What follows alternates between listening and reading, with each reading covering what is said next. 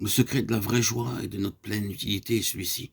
Vous devez réaliser que vous êtes un membre dans le corps de Christ et que Christ est votre tête. Pouvez-vous imaginer un corps humain sans tête? Supposons que les yeux se trouvent sur les épaules et la bouche dans l'estomac et qu'il n'y ait pas de tête. Combien laid serait ce corps? Un croyant qui ne reconnaît pas que Christ est la tête est comme cela. Pour que la plénitude de Dieu puisse être vue dans une assemblée, il est nécessaire que chaque membre individuellement et que l'Église, corporativement, reconnaisse Christ comme la tête. Pour avoir failli à cet égard, beaucoup d'assemblées ne sont pas vivantes. Le peuple est gouverné par des hommes n'ayant aucune piété. Dans plusieurs congrégations, les anciens sont élus par le moyen du vote.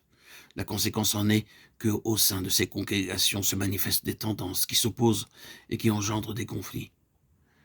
Ces conducteurs sont gouvernés par des intérêts personnels et non par le Seigneur Jésus-Christ. Comment Christ peut-il être la tête? Comment alors pourrons-nous être gouvernés par cette tête qui est le Seigneur Jésus-Christ? Avant de faire nos plans et d'aller où que ce soit, nous devons d'abord aller à lui. Il est notre sauveur vivant. Il est mort. Il est ressuscité pour nous.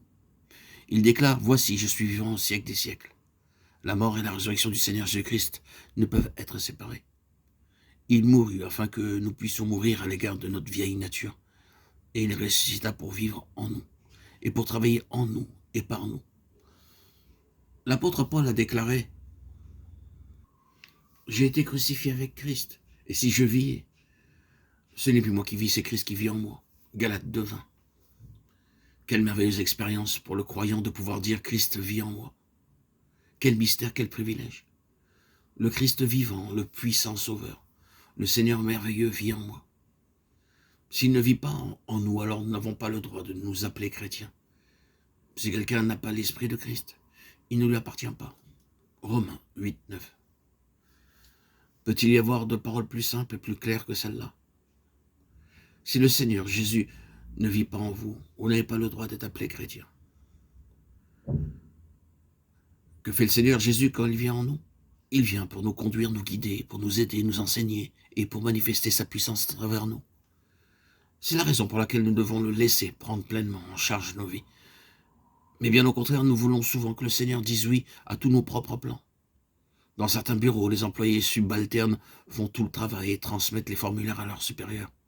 Avec une cigarette dans leurs mains et un coup d'œil distrait ici et là, ces fonctionnaires apposent leur signature sur n'importe quoi. Ils disent seulement « Le prochain, s'il vous plaît, dépêchez-vous, je veux monter ». Certains s'imaginent que notre Seigneur est aussi semblable à ces fonctionnaires.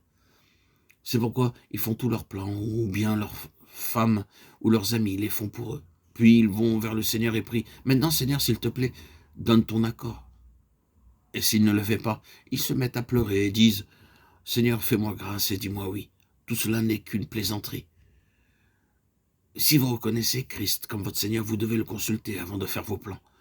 Vous devez prier chaque jour. Seigneur, montre-moi ton chemin. Accorde-moi la grâce d'obéir à ta volonté. Introduis-moi dans tes voies parfaites. Et tiens-moi par ta main. Si vous le faites, ce sera pour vous une expérience pleine de joie. Tous ceux qui sont conduits par l'Esprit de Dieu sont fils de Dieu. Romains 8:14. En toute chose, et même dans chaque parole que nous disons, nous devons être gouvernés par le Saint-Esprit.